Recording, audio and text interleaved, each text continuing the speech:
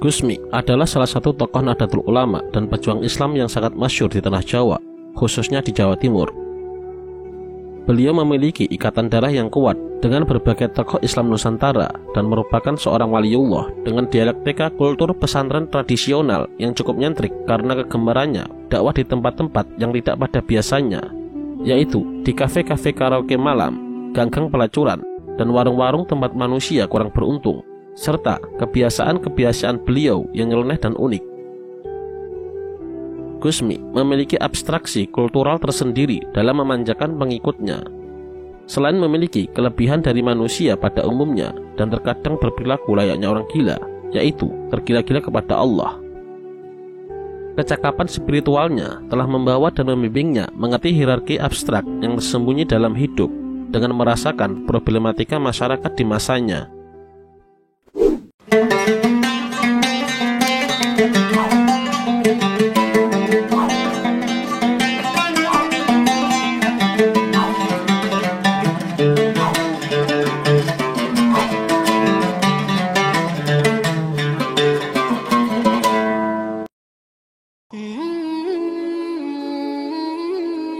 Gusmi memiliki nama asli Hamim Tohari Jazuli yang lahir di Kediri sekitar tahun 1940 Masehi.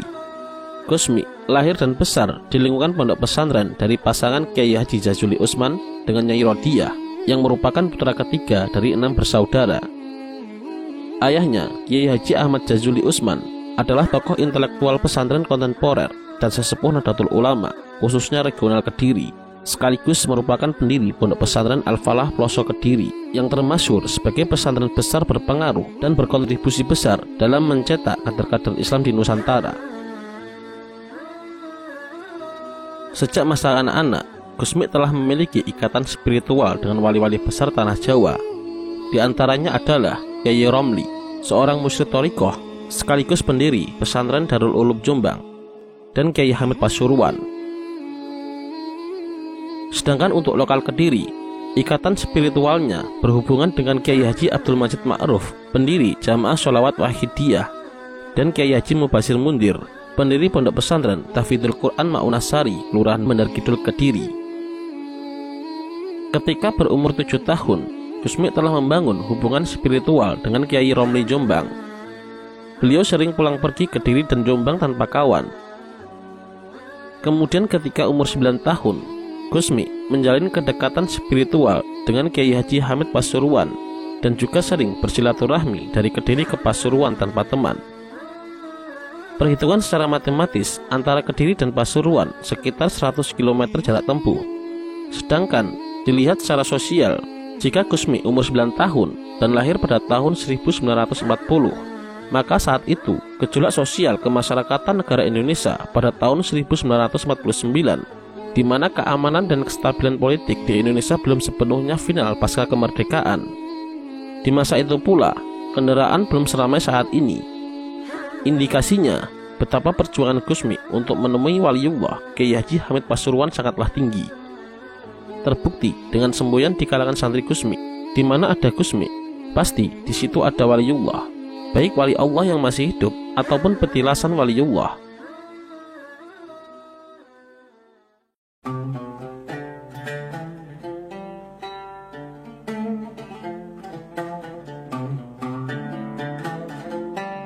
Gusmi pada pendidikan formal tidak begitu apresiatif. Ketika masih kanak-kanak, beliau pernah sekolah di sekolah rakyat atau setingkat SD. Tetapi hanya sampai kelas 3, beliau keluar dan melanjutkan hobinya mengembara dan sowan kepada waliullah. Sifat mengembara menjadikan Gusmi seperti putra yang hilang. Kyai Jazuli sebagai seorang ulama yang didengar fatwanya dan sebagai respon sifat manusiawi merasa gelisah jika melihat kepribadian anak yang tidak sesuai dengan harapannya. Kyai Jazuli sempat khawatir dan berharap sikap penyelenian Gusmi berhenti. Oleh karenanya, setiap sowan ataupun silaturahim kepada kiai manapun, Kyai Jazuli selalu meminta doa untuk kesembuhan kenyelenian Gusmi. Pada saat Kyai Haji Makhrus Ali dari pondok pesantren Lirboyo bersilaturahmi ke pelosok dan mendengar keluhan dari Kyai Jazuli, maka Kyai Haji Makhrus Ali berinisiatif mengajak Gusmi kecil dengan usia 13 tahun untuk ikut pulang ke Lirboyo sekaligus mondok. Mendengar hal itu, Gusmi kecil tanpa berkemas dan berpikir panjang ikut ke Lirboyo. Sedikit terobati rasa gelisah Kiai Jazuli dan ibunda Gusmi Hajah Rodiah dari etikat baik Gusmi. Namun baru 2 minggu di Lirboyo, Gusmi sudah boyong pulang ke Ploso. Seakan dibuat kaget melihat Gusmi sudah pulang dari Lirboyo. Di malam hari, Kiai Jazuli diskusi ringan sambil menyinggung sikap dari Gusmi. Saat itu, Kiai Jazuli berkata, "Ki amik kui besok dadi opo? Di pondokne 13 dina wis mulih." Gusmi di ruangan sebelah mendengar dan merespon percakapan orang tuanya. Kemudian beliau berkata kepada bapaknya, "Bapak, benjing sedinten panjenengan istirahat mawon. Kersane kula benjing sedinten ingkang madosi ngaji." Keesokan harinya, Gusmi mampu menunjukkan bahwa ketika selama beliau belajar di pondok pesantren Lirboyo, beliau melakukannya dengan sungguh-sungguh. Gusmi membuktikan bahwa beliau mampu menggantikan ayahnya mengajarkan berbagai macam kitab kepada para santri yang biasa diampu oleh ayahnya di pondok pesantren Ploso. Di antaranya adalah kitab Tahrir, kitab fikih tingkat dasar, Fathul Mu'in, kitab fikih tingkat menengah, Sahih Bukhari, Sahih Muslim, Tafsir Jalalain, Iqna atau kitab penjabaran dari kitab Fathul Qarib, kitab Saban atau kitab tata bahasa Arab, dan Ihya Ulumuddin, salah satu kitab tasawuf karya Imam Al-Ghazali. Kemahiran Gusmi memahami kitab kuning juga terjadi saat kakaknya, Kiai Haji Nurul Huda, mendapatkan istri dari kota Malang. Gusmi secara spontan memberikan rujukan dalil kepada Kiai Jazuli menyangkut obrolan ringan tentang prosesi nikah ditinjau dari segi fikih. Pada saat itu, Kiai Jazuli hanya berkata, "Kek kue kui, leh mau ngaji kapan? Kok wis pinter dalili aku?" Semenjak kejadian-kejadian semacam itu membuat Kiai Jazuli paham jika nyelenahnya Gusmi bukan karena nakal, melainkan karena beliau memiliki karomah serta tugas berat untuk dakwah yang merupakan pertanda akan kewalian Gusmi. Sehingga apapun cara untuk mengevaluasinya hanya kesia-siaan belaka. Setelah boyong dari pondok Lirboyo, Gusmi kemudian nyantri kepada Kiai Dalhar Watu Congol, pengasuh pondok pesantren Darussalam Magelang. Waktu mondok di Watu Congol, ngajinya Gusmi hanya sebatas ngobrol dengan santri lain tanpa ikut pengajian secara formal, tetapi lebih pada bentuk pengabdian kepada Kiai Dalhar. Layaknya adab seorang santri kepada Kiai, jika Kiai Dalhar pergi ke masjid, seketika itu Gusmi membalikkan dan menyiapkan sandal beliau. Jika Kiai Dalhar berangkat mengaji, Gusmi setia membawa kitab Kiai Dalhar. Begitu seterusnya hingga kurang lebih selama 3 bulan.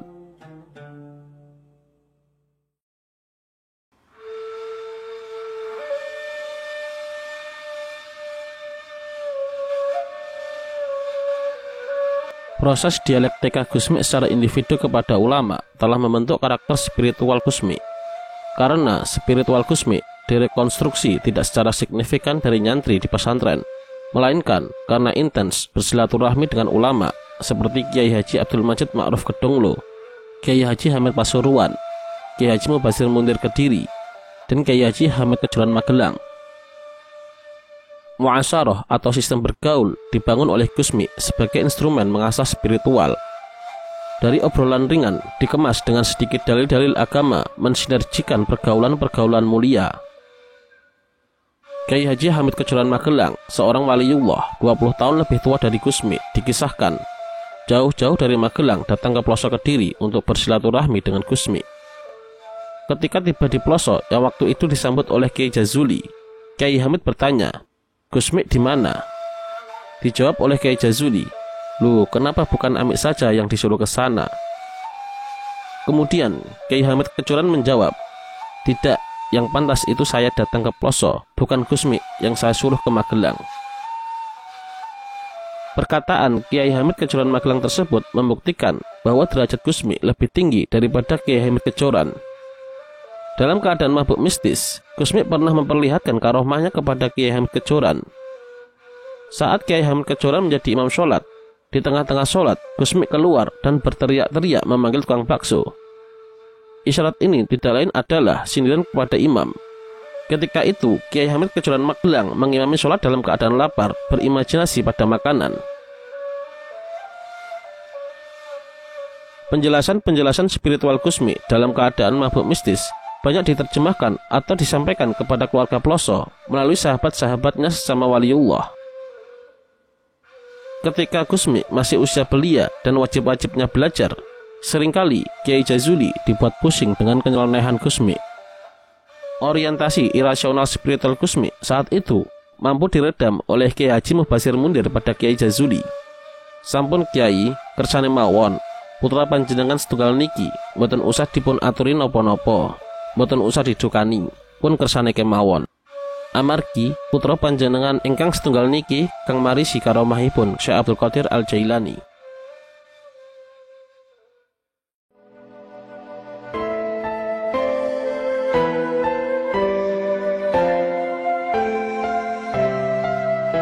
Ketika umur Kusmi memasuki usia 17 tahun, beliau dijodohkan oleh ayahnya Kiai Jazuli dengan putri Kiai Muhammad dari Dusun Karangkates, Desa Bendo, Kecamatan Mojo, Kediri yang bernama Zainab.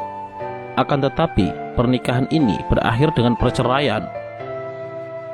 Karena pada masa itu, Kusmi sudah sering pergi untuk melakukan dakwah kulturalnya di berbagai daerah, bertabaruk ke berbagai sufi, serta mendapatkan ijazah wirid-wirid.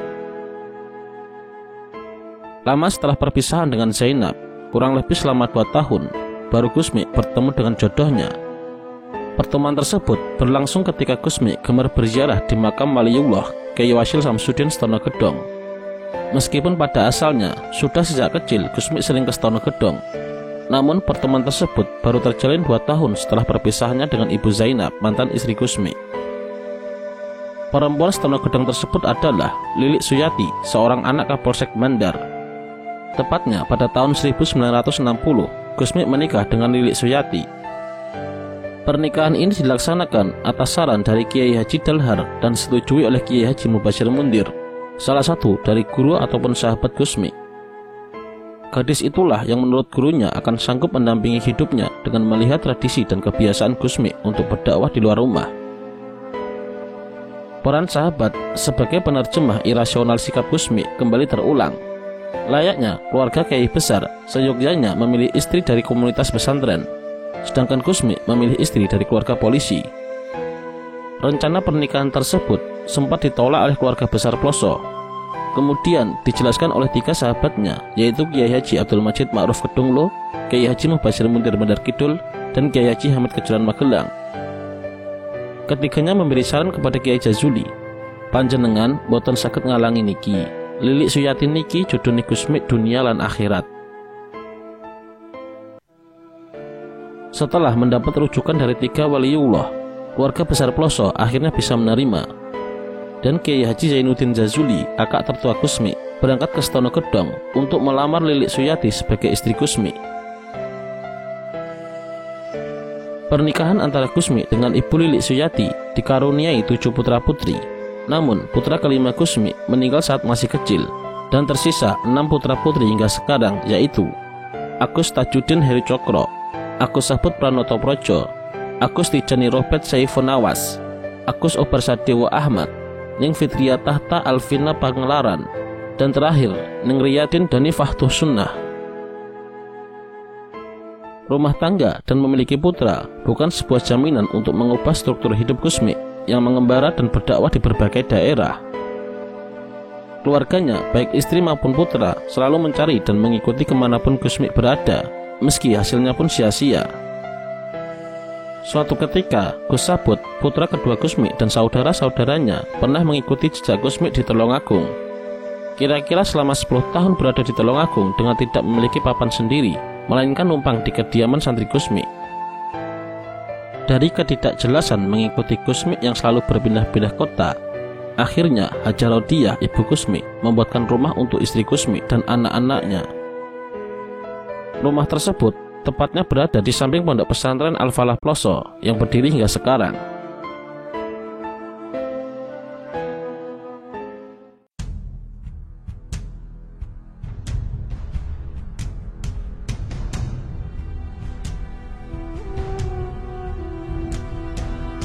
Spiritual dan kesabaran Haja Lilik Suyati sebagai istri Kusmi sangatlah fantastis dan fenomenal.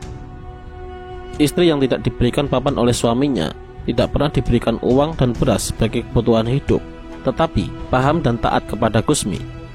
Paham karena lintas dakwah Gusmi dekat dengan tempat maksiat, dan sebagai antisipasi, Gusmi menjaga kehati-hatian jika memberikan harta benda darinya merupakan salah satu barang yang sengaja atau tidak terbawa dari tempat maksiat. Dan yang dimaksud taat adalah sebagai istri yang harus mengerti disiplin dakwah suaminya, karena dakwah tersebut merupakan syariat Allah Subhanahu wa Ta'ala khusus untuk Gusmi. Saat Gusmi berdiskusi dengan Kiai Haji Rahmat Jubair Tulungagung berkata, "Saya ini oleh Allah menunggu anak dan istri tidak boleh, memberi nafkah ke anak istri juga tidak boleh. Alasannya cuma satu, takut nafkah yang saya berikan adalah barang haram. Saya ini sebenarnya sudah capek berkelana.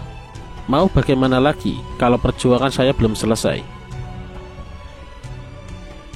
Sikap demikian jarang dimiliki oleh ulama manapun di Nusantara, sanggup tidak menjumpai anak istri setiap harinya seumur hidup.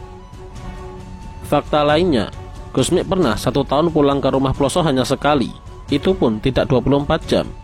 Jam 11 malam datang dan jam 3 pagi sudah berangkat dakwah seperti biasanya. Sikap dan metode dakwah kontradiktif dilakukan Gusmi semenjak umur 7 tahun. Sejak usia dini, beliau sudah berdakwah dan belajar bersilaturahmi kepada waliullah lainnya sebagai penguat poros spiritual dakwah di nightclub, kafe, ganggang pelacuran, dan warung-warung tempat manusia kurang beruntung. Gusmi memiliki hobi dengan berpakaian trendy dengan maksud untuk menutupi identitasnya sebagai Gus Putra Pesantren agar dapat berbaur dan berdakwah di tempat favoritnya, yaitu di LCC Pub, sebuah klub malam dengan sajian musik hidup plus arena berdansa, dan Cafe Elmi, restoran hotel 24 jam yang terletak di Surabaya. Melalui percakapan ringan dengan berbagai komunitas jalanan, jamaahnya datang dari berbagai profesi, antara lain dari pelawak seperti Dorce, penyanyi seperti Neno Warisman, pengacara, wartawan, polisi, bahkan Kapolri Timur Pradopo merupakan jamaah Gusmi yang senantiasa mendengarkan petuah dan nasihat Gusmi dengan penuh takdim. Di tengah aroma alkohol merebak, dawuh-dawuh Gusmi dengan sentuhan dalil-dalil Islam memiliki pesona dan makna spiritual untuk mentaubatkan mereka menjadi orang baik. Tidak banyak orang yang tahu sudah berapa orang yang telah berjalan lurus karena Gusmi, dan entah sudah berapa banyak Gusmi berpantomim dalam sandiwara dunia bersama tokoh-tokoh keladinya. Dalam koleksi dakwah Islam, metode dakwah Gusmi termasuk unik dan langka. Tidak beda jauh dengan sifat bunglon. Bunglon memiliki keistimewaan kamuflase dengan tidak mengingkari hakikatnya sebagai hewan sejenis kadal. Begitu juga dengan Gusmi. Di setiap tempat, di setiap keadaan, Gusmi selalu memiliki kamuflase atau penyamaran kehidupan. Ketika bersama orang-orang sakit atau rusak akidahnya, Gusmi berpakaian layaknya mereka orang-orang sakit. Ketika bersama orang-orang sehat atau para ulama, Gusmi juga berpakaian layaknya mereka.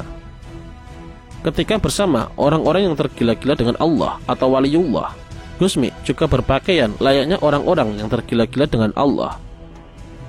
Posisi kamuflase hanya nampak pada sisi indrawi, sebab esensi waliullah selalu berada di tengah-tengah dan konsisten kepada Allah Subhanahu wa Ta'ala. Allah menciptakan manusia secara sempurna. Sudah pasti, analogi sifat bunglon pada metode dakwah Gusmi tidak dapat dirancangnya sendiri.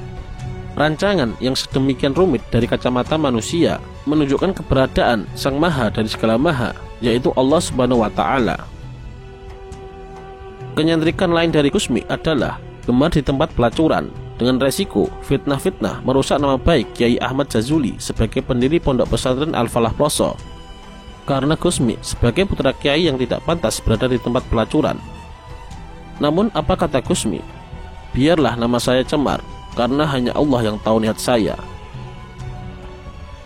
Tidak bisa disangkal, dari setiap tempat perjudian dan diskotik yang disinggahi Gusmi sebagai tempat silaturahmi, pasti dari tempat itu Gusmi mendapatkan santri, dan tidak lama kemudian tempat perjudian tersebut akan hancur.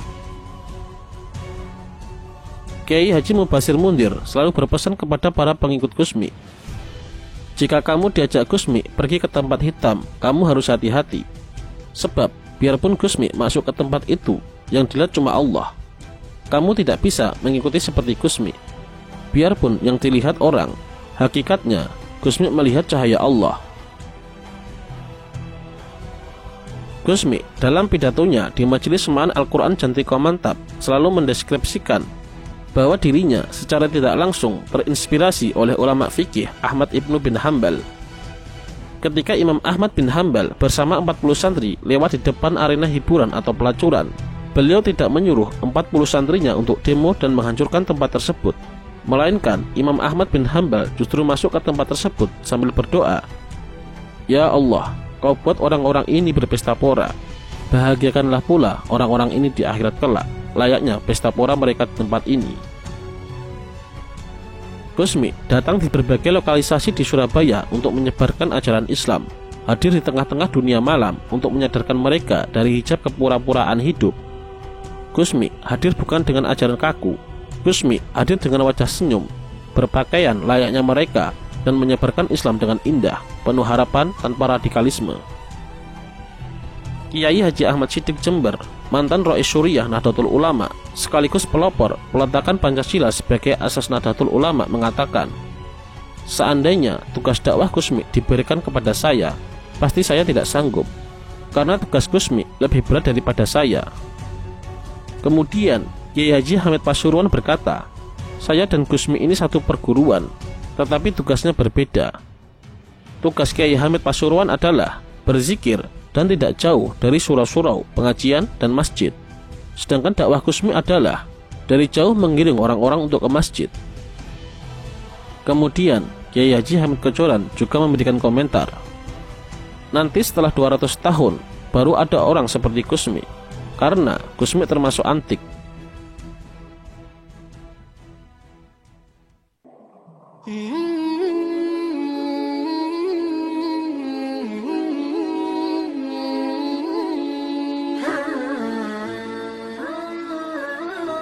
Pada tahun 1962, Gusmi mendirikan Jamaah Mujahadah Lailiyah.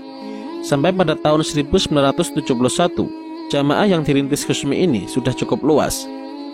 Jamaah Mujahadah Lailiyah yang dibangunnya kemudian berkembang menjadi Zikrul Ghafilin, atau pengingat mereka yang lupa. Zikrul Ghafilin ini bermula dari suatu perjalanan Kiai Haji Ahmad Siddiq untuk suatu keperluan ke Surabaya. Selesai berziarah ke makam Sunan Ampel, menjelang pulang, beliau mendapatkan isyarah untuk menemui Kiai Haji Hamid Pasuruan. Pada pertemuan di kediaman Kiai Haji Hamid, beliau mendapatkan ijazah untuk mengamalkan surat Al-Fatihah 100 kali setiap harinya dan Asma'ul Husna.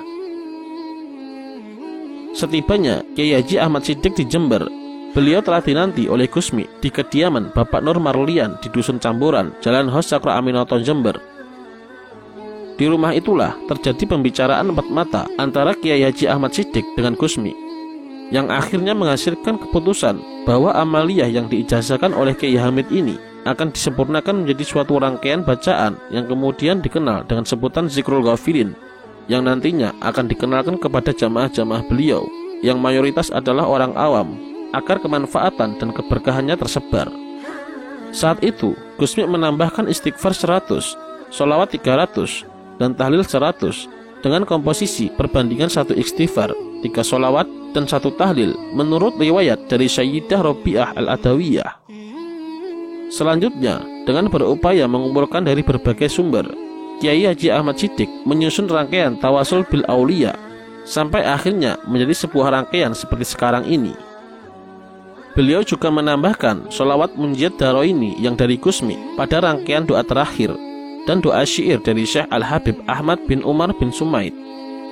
Kemudian, pada pertemuan dengan Kiai Haji Hamid pada lain berikutnya, Kiai Haji Ahmad Siddiq membacakan rangkaian bacaan yang telah tersusun di hadapan beliau untuk ditashkhih dan dimintakan restu dan ijazah. Setelah mendapatkan restu dari Kiai Haji Hamid, maka dicetaklah rangkaian zikir ini dalam wujud suatu kitab kecil dengan nama Zikrul Ghafilin. Nama ini dipilih oleh Gusmi. Begitu pula seluruh kata-kata yang tercantum pada sampul kitab, redaksinya dari Gusmi. Gusmi juga merupakan seorang hafiz atau penghafal Al-Quran, karena bagi Gusmi, Al-Quran adalah tempat mengadukan segala permasalahan hidupnya yang tidak bisa dimengerti oleh orang lain. Dengan mendengarkan dan membaca Al-Quran, Kusmi merasakan ketenangan dan tampak dirinya berdialog dengan Allah SWT. Karena itu, di samping mengorganisasi Dzikrul Ghafilin, Kusmi juga mengorganisasi Semaan Al-Quran pada tahun 1986. Beberapa bulan kemudian, semaan ini dinamakan Jantiko. Pada tahun 1987, semaan Al-Quran Jantiko pun mulai dilakukan di Jember. Dibandingkan Dzikrul Ghafilin, jamaah Jantiko ini lebih cepat berkembang. Pada tahun 1989, Jantiko kemudian diubah namanya menjadi Jantiko Mantap atau Jantiko Mantaba, yang berarti siapa bertobat. Ada juga yang mengartikan Mantap sebagai majelis Nawaitu Tapa Brata. Jantiko Mantap ini kemudian berkembang ke berbagai daerah dan berjalan hingga sekarang.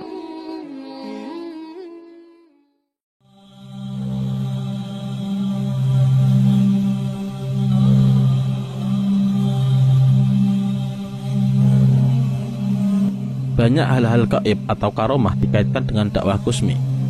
Sempat tenar layaknya berita artis infotainment. Seorang Gus putra Kiai Jazuli, pengasuh pondok pesantren Al-Falah Ploso, kepergok mabuk dan menenggak bir hitam di sebuah diskotik di Surabaya. Tetapi heboh dan menjadi perbincangan bukan karena kultur Kusmi seorang Gus dan putra pesantren minum bir, tetapi hampir satu klat bir hitam yang diminumnya tidak membuat Kusmi mabuk. Bahkan Kusmi terlihat seperti orang biasa saja. Jika saja diukur dari segi medis, orang menghabiskan dengan takaran sama yang diminum oleh Kusmi pasti sudah pingsan.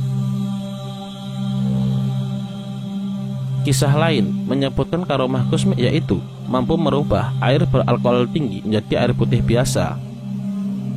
Ketika Gus Sabut, putra Kusmi, bertemu dengan seorang kiai dari Malang, kiai tersebut berkata bahwa pada masa Kusmi dakwah di Lembah Hitam, beliau seuzon pada Kusmi dan ingkar kepada Kusmi. Suatu ketika, kiai tersebut bertemu dengan Kusmi, dan tiba-tiba Kusmi terlebih dahulu menyapanya dengan panggilan Ustadz. Belum sempat membalas sapaan Kusmi, tiba-tiba Kusmi sudah berkata lagi, "Tolong lihat mulut saya," sambil Kusmi menengadahkan mulutnya kepada kiai tersebut. Seketika itu, kiai dari Malang tersebut kaget melihat lidah dan isi mulut Kusmi, karena yang dilihatnya adalah semacam muara dan lautan yang tidak ada batasnya. Berbicara mengenai pemahaman terhadap Kusmi, tokoh sekaliber Kiai Haji Ahmad Siddiq membutuhkan waktu 2 tahun untuk mempelajari dan menerima metode dakwah Kusmi. Uniknya, justru Gus Farid Wajedi, putra Kiai Haji Ahmad Siddiq, telah terlebih dahulu mengenal akrab Kusmi dibandingkan Kiai Haji Ahmad Siddiq. Diceritakan bahwa Gus Farid pernah sakit akibat gangguan dari sahabatnya non-muslim. Penyakitnya semakin berlarut-larut dan tidak menemukan obat, sampai dikabarkan sembuh ketika bersalaman dengan Kusmi. Kabar kesembuhan Gus Farid sampai juga pada Kiai Haji Ahmad Siddiq, sehingga tertarik untuk menjumpai Kusmi. Pertemuan Kiai Haji Ahmad Siddiq dengan Kusmi untuk pertama kalinya tidak berlangsung lama. Hal itu disebabkan oleh rasa kecewa Kiai Haji Ahmad Siddiq terhadap Kusmi, yang sebagai seorang putra pesantren berkelakuan menyalahi syariat. Namun, rasa kecewa Kiai Haji Ahmad Siddiq terjawab setelah diskusi dengan beberapa ulama yang membahas siapa sebenarnya Kusmi. Puncaknya, Kusmi pernah memberi isyarat dalam pemilihan Rois Am Syuriah PBNU dalam Muktamar Jogja tahun 1989 Masehi. Seminggu sebelum Muktamar, Kusmi memberi kabar bahwa Kiai Haji Ahmad Siddiq akan terpilih lagi.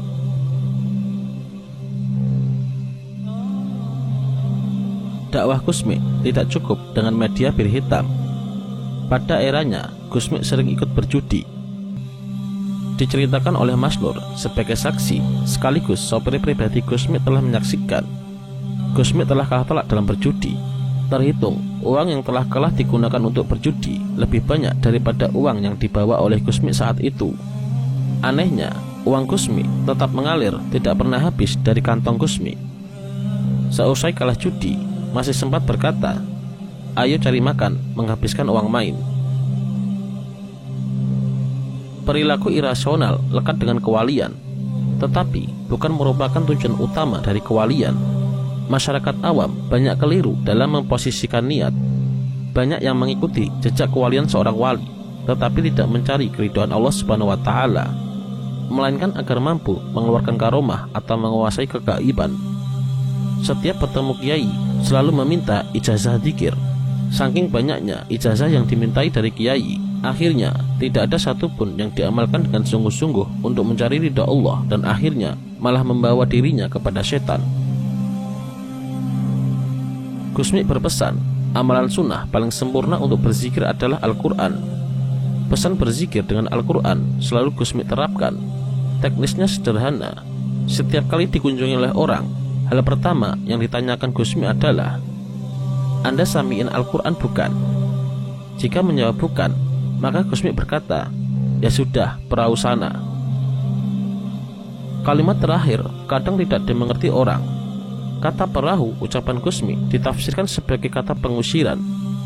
Sebab di pesantren pelosok dekat dengan sungai Brantas, melewatinya harus naik perahu, dan hasilnya ketika Gusmi mengatakan perahu sana malah dianggap mengusir. Padahal tafsir dari perahu adalah perahu Nabi Nuh, yaitu perahu keselamatan. Jika sekarang kita merupakan umat Nabi Muhammad, maka perahunya Nabi Muhammad adalah Al-Quran. Jadi jika tamu bukan syami'in, oleh Gusmi dianjurkan untuk ikut semaan Al-Quran. Setelah itu baru bisa bertemu dengan Gusmi. Adalah pemandangan wajar bagi pengikut Gusmi jika melihat uang 1 koper dari hasil menang judi. Dan hal wajar pula setiap kali menang dengan uang 1 koper, Gusmi selalu memikirkan bagaimana dalam sehari uang 1 koper tersebut habis. Jika tidak menemukan ide cemerlang, uang 1 koper tersebut ditinggal sembarangan di pinggir jalan. Materi tidak membuat Gusmi terlena, seperti bosan dengan uang dan seenaknya membuang uang. Karena memang bukan uang yang menyebabkan Gusmi untuk berjudi, akan tetapi untuk berdakwah, yang mungkin metode dakwahnya tidak dapat dijelaskan dengan akal manusia biasa.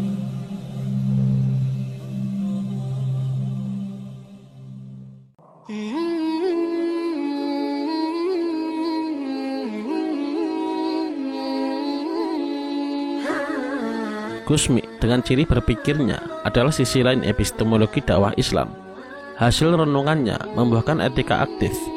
Perilaku kembarannya hanya ingin menunjukkan keberadaan Sang Khalik. Cara dakwahnya adalah khasanah baru dalam koleksi Islam, dan tidak semua kiai mampu menjalaninya. Beliau adalah seorang tokoh yang patut kita teladani dalam bersikap. Beliau sangat ramah, santun, rendah hati, namun sangat loyal dalam bersosial. Baginya tidak ada keistimewaan khusus bagi pengikutnya. Jika satu istimewa, maka semuanya istimewa. Terbukti, semua orang yang dekat dengan beliau merasa paling dekat dengan Gusmi. Gus Dur menulis dalam sebuah buku yang berjudul Gusmi, Wajah Sebuah Kerinduan, yaitu Ayu Widayanti beragama Hindu diperlakukan sama dengan Nenowarisman yang muslimah. Orang Katolik juga menjadi pendengar setia ketika Gusmi ceramah. Sikap demikian adalah perilaku arif dan teladan bagi semua orang.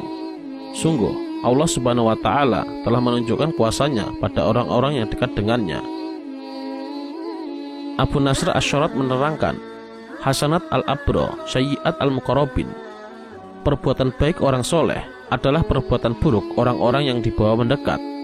Kesimpulannya, waliullah akan memasuki kehidupan masyarakat hina sebelum mereka mengajaknya ke jalan Tuhan.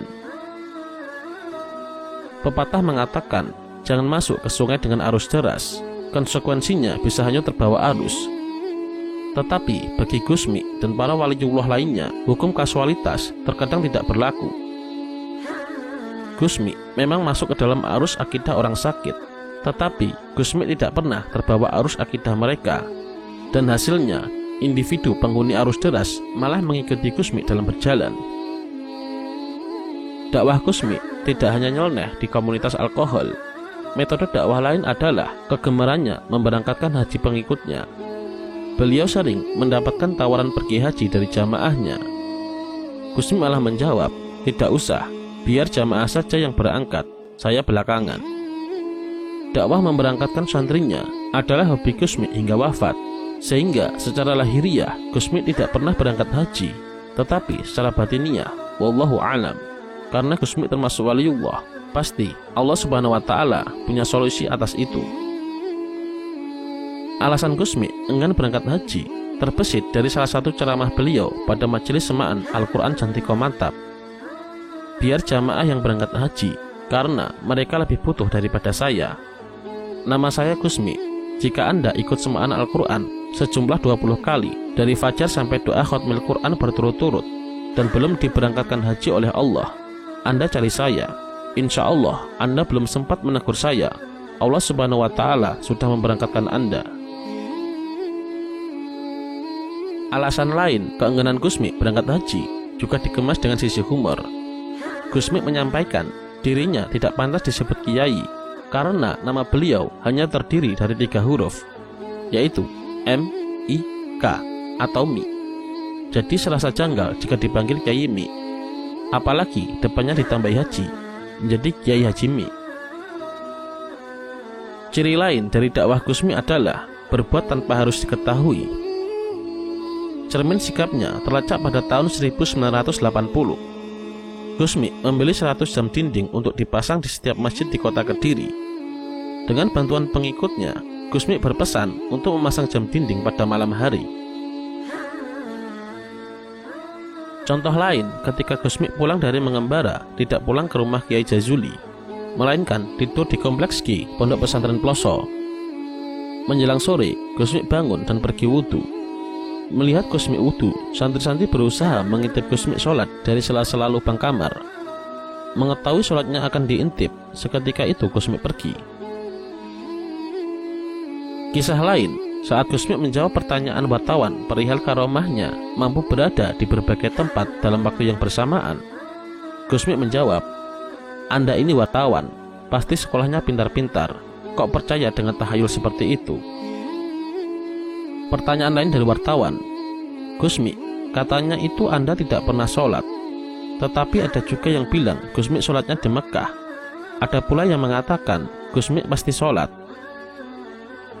Kemudian Gusmi menjawab, pendapat pertama benar, bahwa seorang Gusmi tidak pernah sholat. Beliau bersikap hati-hati, berupaya menghindari pamrih dan riak, mendorong Gusmi untuk merahasiakan segala perbuatan baik.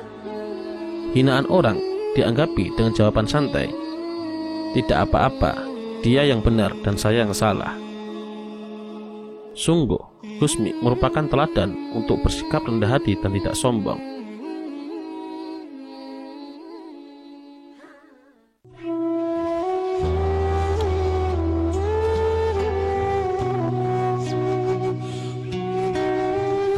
Pada pertengahan tahun 1992, keberadaan Gusmi tidak terlacak. Hampir 1 tahun hingga pertengahan tahun 1993, tidak ada yang tahu tentang keberadaan Gusmi. Ternyata ketika itu beliau sedang sakit. Hanya orang-orang terdekat beliau yang tahu di mana Gusmi berada. Di antaranya adalah Mas Nur, yang merupakan sopir pribadi Gusmi, dan Gus Ali Muhammad, seorang sahabat setia Gusmi yang selalu mengatur dan mengurusi segala keperluan Gusmi di Rumah Sakit Budi Mulia Surabaya. Penjagaan ketat dan rahasia tidak hanya diberlakukan kepada santri-santri Gusmi, tetapi istri, putra-putri Gusmi, dan keluarga Ploso pun tidak bisa bertemu dengan Gusmi. Gus Munif, yang merupakan adik Gusmi, lebih dari 20 kali pergi ke Surabaya tidak mendapatkan izin Gusmi untuk bertemu. Kerahasiaannya benar-benar dijaga, sampai-sampai Gusmi memalsukan identitas pasien dengan nama Edi. 2 bulan sebelum Gusmi wafat, Gus Sabut, putra Gusmi, sering bermimpi berjumpa dengan Gusmi. Kabar kepergian Gusmi datang di mimpi Gus Sabut. Isyarat kepergian Gusmi juga diketahui oleh Gus Munif pada hari Jumat malam sekitar pukul 20. Suatu hari sebelum Gusmi wafat, Gus Munif datang ke kediaman Mas Nur. Adab seorang santri pada kiai, Mas Nur mengajak Gus Munif masuk ke dalam rumah. Tetapi Gus Munif menolak dan memilih Mas Nur untuk keluar rumah sambil membisikkan, "Mas Nur, besok Gusmi akan pulang. Kamu tahu kan maksudnya Gusmi pulang? Tapi jangan bilang siapa-siapa." Mas Nur pun mengangguk dan Gus Munif pun pergi. Anggukan Mas Nur bukan berarti paham, tetapi mengangguk karena merasa bingung. Sebelumnya, pada Jumat pagi, Mas Nur pergi ke Surabaya dan diberi pesan oleh Gusmi untuk menyampaikan kabar pada keluarga Ploso jika Gusmi baik-baik saja. Pesan selanjutnya yang semakin tidak dimengerti Mastur dari Gusmi adalah, besok setelah jam 12 siang, saya akan telepon kamu. Kamu jangan jauh-jauh dari telepon. Sekarang saya mau tidur dulu. Dan besoknya, pada hari Sabtu, tanggal 3 Juni tahun 1993, tepat pukul 12, Gusmi menelpon Mas Nur. Di tengah-tengah pembicaraan digantikan oleh perawat. Kondisi Pak Edi, nama samaran Gusmi, semakin menurun. Dan sekitar pukul 15, Gusmi Waliullah telah mengembuskan nafas terakhirnya mengembara di alam selanjutnya untuk berjumpa kekasih abadi Allah Subhanahu wa Ta'ala. Kabar meninggalnya Gusmi disampaikan Mas Nur ke Ploso. Orang pertama yang ditemui adalah ibunya Irodiyah, ibunda Gusmi. Dengan nada gugup, khawatir kaget menyampaikan berita Gusmi telah wafat.